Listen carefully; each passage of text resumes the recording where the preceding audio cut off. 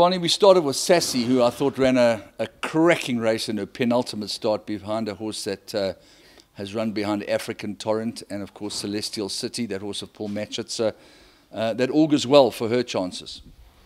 Yeah, Andrew, she's knocking on the door. It's difficult for me at this stage of my stable. My horses had African horse sickness, and so I went slowly with them. And after that, the rain came, so we missed quite at least 3 weeks of work.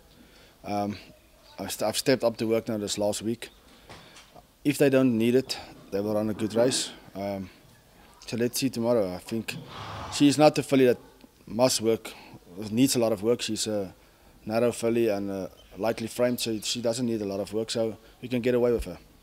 Then we miss one. We go on to Rosie Lemon, who you've always had a good opinion of.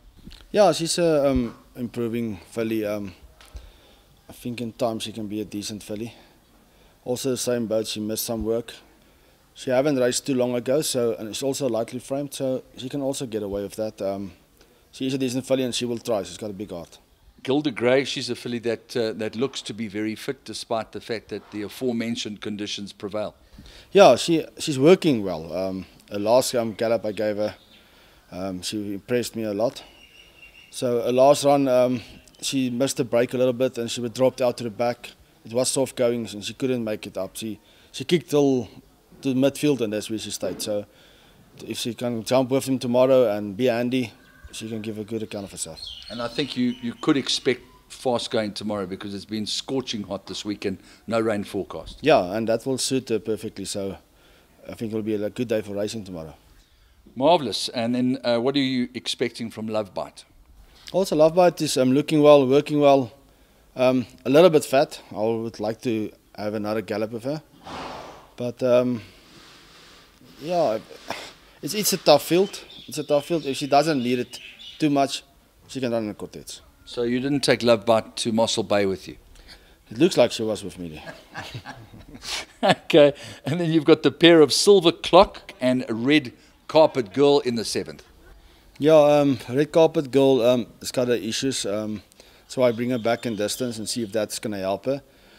She's got some talent. If you see that filly working, you'll think she can beat anything. But she doesn't bring it to the track always. There's a few runs that she did it, and she ran a very good races. So maybe if I bring her back to the trip, that will help her and maybe get her back into the winner's box. Dropping into second, Nelly Bly's towards the far side. This is the Silver Clock, will be much too good. Silver Clock has won. Second, Hearts and Mind, Nelly Bly was third. Then came Kentish Maid. It's a second run after a long break. She will need a run. What are we expecting from Pinch Hit and Treaty, who represent you in the last of the afternoon? Pinch Hit's got good form. He's looking for further, Andrew, but also with all this work we missed, I can't put him over further now. He's a very big horse, heavy horse, fat horse.